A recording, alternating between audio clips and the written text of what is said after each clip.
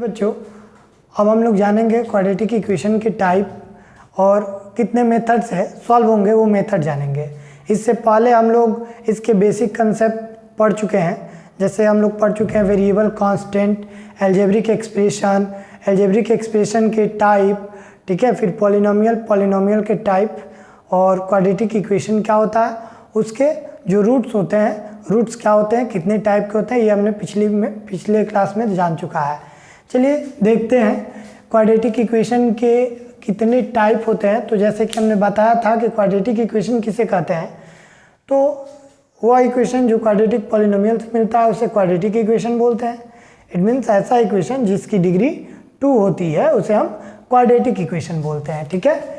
जिसका जो standard form है वो ax² plus bx plus c is equal to 0 होता है, ठीक है।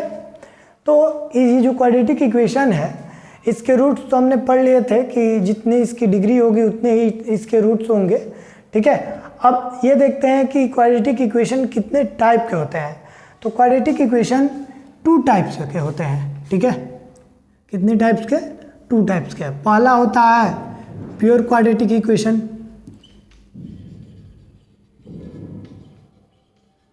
प्योर क्वाड्रेटिक इक्वेशन, और दूसरा होता है एडफेक्टेड quadratic equation.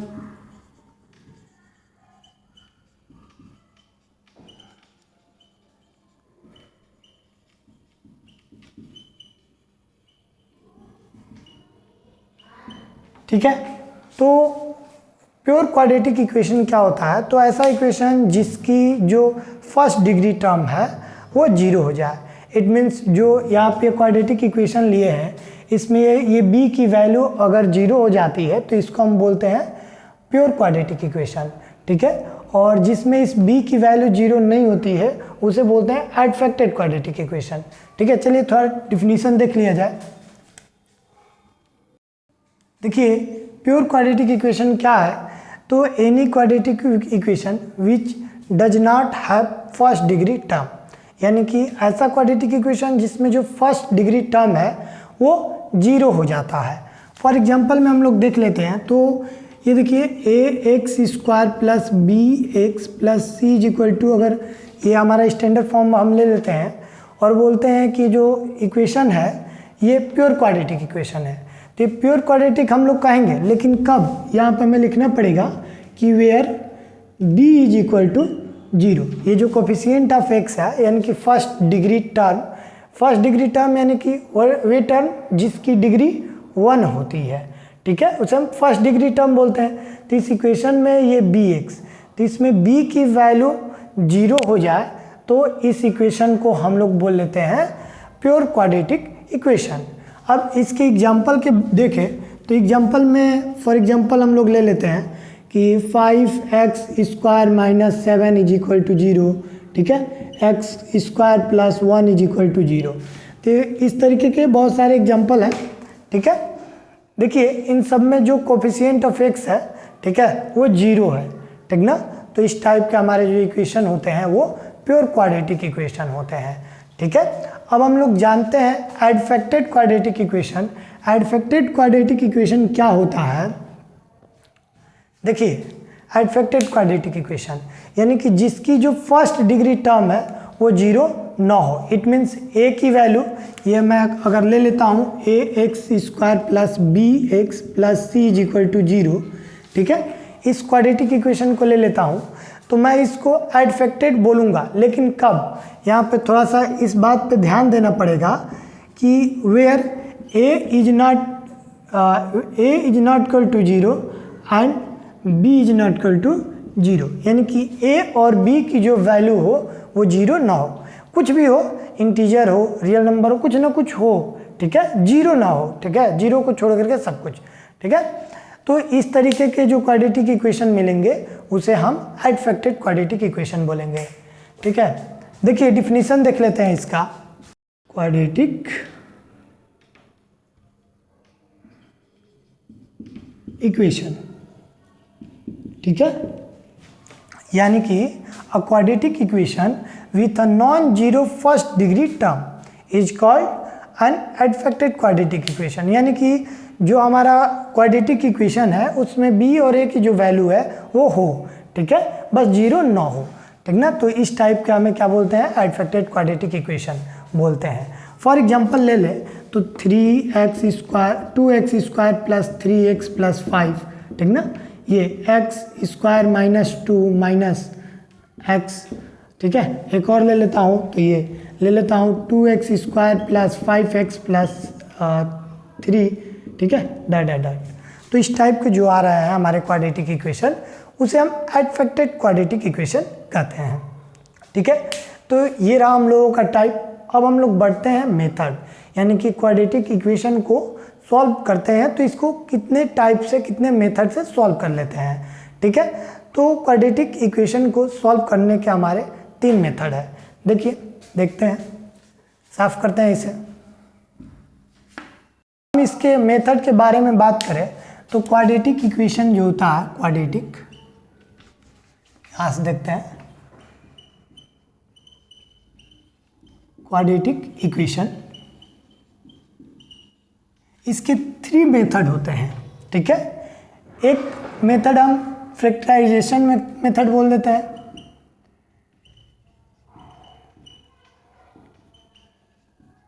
Factorisation method.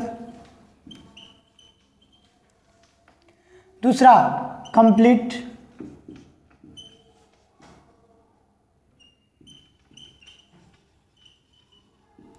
Completing squaring method, completing the squaring method.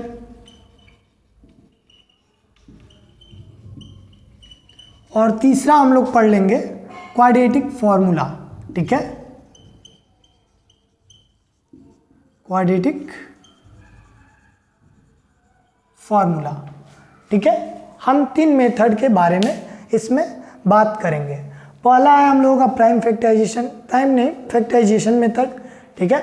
दूसरा है कंप्लीट स्क्वायरिंग मेथड और तीसरा है हम लोगों का ये क्वाड्रेटिक फार्मूला। चलिए हम लोग पहले बात करते हैं फैक्टराइजेशन मेथड क्या होता है। तो फैक्टराइजेशन मेथड में हम लोग जो भी क्वाड्रेटिक इक्वेशन है उसके 1 पार्ट यानी कि जो क्वाड्रेटिक पॉलिनोमियल होगा उसके फैक्टर करेंगे और कंपेरिजन करके उसके रूट्स निकाल लेते हैं, और इसी मेथड को हम लोग फैक्टराइजेशन मेथड कहते हैं। देखिए, मैं लेट कर लेता हूँ कि ये कोई एक हमारा क्वाड्रेटिक इक्वेशन है, ठीक है। देखिए, लेट कर लेता हूँ कि ये कोई क्या है, एक क्वाड्रेटिक इक्वेशन है और इसको हमें क्या करना है, फैक्टराइजेशन मेथड से सॉल्व करना है।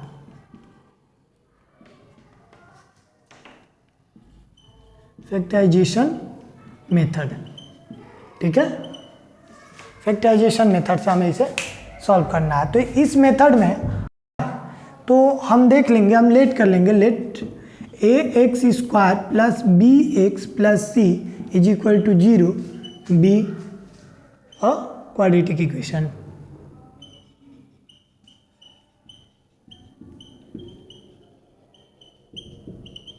ठीक है, ये कोई क्वाड्रेटिक इक्वेशन है और इस क्वाड्रेटिक इक्वेशन को हमें फैक्टराइजेशन मेथड से सॉल्व करना है, यानी कि इसको बोलते हैं गुणनखंड विधि, ठीक है, हिंदी में गुणनखंड विधि।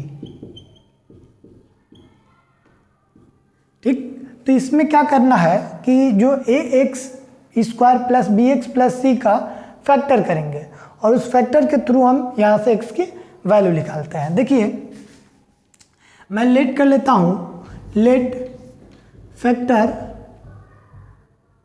Late the factor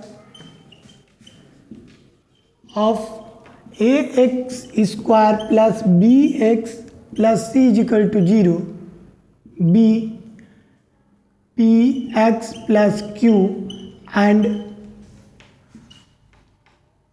rx plus s। ठीक है, मतलब कि हमारे जो ये क्वाड्रेटिक इक्वेशन है ax square plus bx plus c, ठीक है, ये इसके जो फैक्टर हैं वो px plus q is equal और जो rx प्लस s है ये मैंने मान लिया। ठीक है, देन ये मैंने मान लिया कि इसके फैक्टर ये और ये होगा। ठीक है, चलिए अब इसके फैक्टर मिल गया तो हम इसको कैसे लिख सकते हैं, जो सो देयरफॉर ये जो a x square plus b x plus c is equal to 0 था, अब ये a x square plus b x plus c अब इक्वल हो जाएगा इन दोनों फैक्टर के प्रोडक्ट के, क्योंकि दोनों फैक्टर है तो उन दोनों का प्रोडक्ट करेंगे तो उस समय क्या रिजल्ट मिलेगा, यही मिलेगा। तो ये p x plus q into r x minus r x plus s, ठीक है, इज इक्वल टू 0, ठीक है। यहाँ से डैट इम्प्लाइज यहाँ से पी एक्स प्लस क्यू, ठीक, into r x plus s is equal to 0, okay. एक बार यदि हम इसको इधर भेज दिए तो p x plus q is equal to मिल जाता है 0, और यहाँ से अगर मैं x की वैल्यू निकालूँ q इधर भेज करके तो p x is equal to minus q, और यहाँ से x is equal to minus q by p, okay.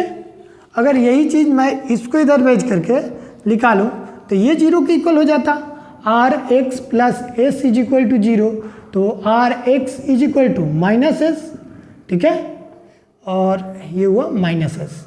यहाँ से अगर x मिला तो माइनस एस बाई आर, तो ये हमारे ये x के जो वैल्यू हो गए, जो रूट्स हो गए इस क्वाड्रेटिक इक्वेशन का, वो मिल गया। तो इस मेथड को हम लोग बोलते हैं फैक्टराइजेशन मेथड, ठीक है। चलिए इस पे कुछ क्वेश्चंस हम देख लेते हैं कि क्वेश्चंस इस पे कैसे आएंगे और कैसे सॉल्व करते हैं, ठीक है। पहला कुछ क्वेश्चंस यहाँ ले लिया है, ठीक है, इसमें कुछ क्वेश्चन सॉल्व करेंगे और कुछ आप लोग लगाइएगा, उसमें अगर आपको नहीं समझ में आता है तो कमेंट कीजिएगा, वो क्वेश्चंस बताया जाएगा, ठीक है। चलिए क्वेश्चंस इसके देखते हैं। फर्स्ट क्वेश्चन जैसे है कि फर्स्ट क्वेश्चन में दिया है x square minus 3x minus 10, ठीक है, दिया है first question x square minus 3x minus 10 is equal to 0, और बोल रहा है कि इसको फैक्टराइजेशन मेथड से सॉल्व कीजिए। तो देखते हैं ये कैसे सॉल्व होता है। देखिए जब भी इस टाइप के क्वेश्चंस आपको आ जाए, ठीक ना, और फैक्टराइजेशन मेथड से बोले तो आपको ये सेकेंड डिग्री टर्म और कांस्टेंट टर्म का प्रोडक्ट कर लेते हैं, ठीक है, और उसको ऐसे स्प्लिट, जो मिडिल टर्म है उसको ऐसे स्प्लिट करेंगे कि उनके प्रोडक्ट के इक्वल आ जाए, ठीक है, और इस साइन के अकॉर्डिंग, यानी कि अगर ये माइनस है तो ये माइनस करने पे ये मिडिल टर्म मिल जाए, ठीक है। मतलब मेरे कहने का मतलब ये है कि ये इसको फर्स्ट एक्स स्क्वायर का जो कोफिशिएंट है, कोफिशिएंट कुछ नहीं है तो यहाँ पे क्या हो जा रहा है 1, इस 1 को इस लास्ट टर्म यानी कि कांस्टेंट टर्म में मल्टीप्लाई कर देते हैं, ठीक है, और ये जो 10 आया है, ठीक है, 1 10 जा, ये 10 आ गया, ठीक है, इसको 2 पार्ट में ऐसे स्प्लिट कीजिए, ऐसे तोड़िए, ठीक ना, कि इन दोनों का जो वो दोनों पार्ट्स आए 2 पार्ट्स में उनका डिफरेंस 3 आ जाए, यानी कि उनको माइनस करूँ तो 3 मिल जाए, ठीक है, और उनको प्रोडक्ट करूँ उनका तो हमें 10 मिल जाए, ठीक है। या यूँ बोलेंगे कि जो मिडिल टर्म है उसको ऐसे स्प्लिट करना है, ऐसे तोड़ना है कि उसका प्रोडक्ट 10 हो और उसका डिफरेंस जो हो वो 3 हो, ठीक है। तो हम क्या ले लेंगे, तो हम ले लेते हैं 5 और 2, 5 2 जा 10 भी होता है, और 5 माइनस 2 क्या हो गया 3 हो गया, ठीक है। तो यही चीज़ ये जो 3 है उसके जगह पे हम ये वाला पोर्शन रख देते हैं, ठीक है। तो ये एक्स स्क्वायर माइनस ये 5 minus 2 into x minus 10 is equal to 0, ठीक, ये हो गया एक्स स्क्वायर माइनस इसका मल्टीप्लाई इसमें कर देंगे 5x माइनस और माइनस प्लस, ये हो गया 2x और ये हो गया minus 10 is equal to 0, okay. इन दोनों में से कॉमन क्या है, तो इन दोनों में से कॉमन हमें x दिख रहा है, ठीक है, x ही तो है, यहाँ पे 2 2x है और यहाँ पे 1 है तो 1 हट गया, ठीक है, x माइनस 5। इन दोनों में से देखिए कॉमन तो हम करते हैं, कॉमन है तो ठीक है, ठीक है, लेकिन कॉमन कुछ ऐसे करते हैं कि उसमें से भी सेकेंड पार्ट में भी कॉमन हो करके जो मिले वो फर्स्ट पार्ट वाला ही मिले। जैसे यहाँ पे अगर मैं +2 कॉमन करूँगा तो यहाँ क्या मिल जाएगा हमें x माइनस 5 ही मिल जाएगा इज इक्वल टू 0, ताकि अगले स्टेज में हम लोग फिर से एक बार कॉमन करके, ठीक है, प्रोडक्ट फॉर्म में ला सकें। अब इन दोनों टर्म में से हम देख रहे हैं कि x माइनस जो 5 है वो कॉमन है, ठीक है। तो कॉमन है तो यहाँ से x माइनस 5 हट जाएगा, तो यहाँ पे क्या बच गया, केवल x बच जाएगा। तो ये हो गया x और यहाँ पे प्लस 2 बच जाएगा, ओके, इज इक्वल टू 0। तो ये हो गया x plus 2 is equal to 0 और यही 2 इधर जाएगा तो x is equal to -2, okay. एक बार मैं इस वाले पोर्शन को 0 के इक्वल करके और क्या कर दिया, सॉल्व कर लिया। क्यों 0 के इक्वल किया, ए बाबू देखिए यहाँ से ये जो पार्ट्स है, अगर मैं इसको देखिए इस वाले पार्ट्स को इधर भेज दूँ तो x plus 2 is equal to 0 by x minus 5 होगा। हम जानते हैं कि किसी भी नंबर में किसी भी नंबर से अगर 0 में हम डिवाइड करें तो हमें क्या मिल जाएगा, ऑलवेज 0 मिलेगा, ठीक है। तो इसलिए मैं इसको डायरेक्ट 0 के इक्वल कर लिया। उसके बाद एक बार मैं x माइनस 5 को भी डायरेक्ट 0 के इक्वल करके वहाँ से x की वैल्यू निकाल लेता। तो यहाँ से आ गया x plus 2 is equal to 0, that implies x is equal to -2, ये इधर जाएगा तो -2, ठीक है। इसी तरह एंड अब मैंने इसको 0 के इक्वल किया, एक बार इसको भी 0 के इक्वल कर सकता हूँ ना। अब इसको इधर भेज करके तो ये x minus 5 is equal to मिल गया 0, तो ये इधर जाएगा तो x इज इक्वल टू हो गया 5, ठीक है। तो हमारे दो रूट्स मिल गए, एक x इज इक्वल टू -2 और एक x इज इक्वल टू 2, ठीक है। और ये मेथड हम लोगों का क्या कहलाता है, फैक्टराइजेशन मेथड कहलाता है। चलिए एक और क्वेश्चन देखते हैं। जैसे इसमें एक और मैं क्वेश्चन ले लेता हूँ, ये 4 नंबर, ठीक ना। 4 नंबर देखते हैं कैसे हो रहा है। दिया है √2x², ठीक है, plus 7x plus 5√2 is equal to 0 और बोला है कि इसे सॉल्व कीजिए, ठीक है। चलिए देखते हैं, यही मेथड करते हैं कि इसको हमें क्या करना है, स्प्लिट करना है, इसको तोड़ना है और ऐसे स्प्लिट करना है कि फर्स्ट एंड लास्ट का प्रोडक्ट के इक्वल हो, यानी कि उन दोनों के प्रोडक्ट करूं तो क्या आ जाए, फर्स्ट एंड लास्ट का प्रोडक्ट करूं उन दोनों नंबर्स का तो इनके प्रोडक्ट के इक्वल आ जाए। यानी कि √2 इंटू 5√2, फर्स्ट x² का कोफिशिएंट और लास्ट यानी कि कांस्टेंट टर्म का प्रोडक्ट कितना आ रहा है, तो ये √2 2 इंटू 5 यानी कि 10, यानी कि हमें इस 7 को ऐसे स्प्लिट करना है, ऐसे तोड़ना है कि उन दोनों का प्रोडक्ट जो हो वो आपका 10 हो जाए और दोनों का सम जो हो वो 7 आ जाए। तो इस 10 को फिर से हम लोग लिख सकते हैं 5 प्लस 2, देखिए इनका सम 7 आ रहा है और प्रोडक्ट 10, ओके। तो इसको हम लोग लिख देंगे √2x² प्लस 7 के प्लेस पे 5 plus 2 into x plus 5√2 is equal to 0, okay. ये हो गया √2x² प्लस मल्टीप्लाई करेंगे तो 5x plus 2x plus 5√2 is equal to 0, okay. चलिए यहाँ से हमने देख लिया इन दोनों में से कॉमन, तो हमें कॉमन मिल रहा है x, तो x अगर कॉमन करते हैं तो यहाँ पे हो जाएगा √2x, 2x था, एक हट गया, ठीक है, तो एक हमारा बच जाएगा यहाँ अब प्लस 5, ठीक है।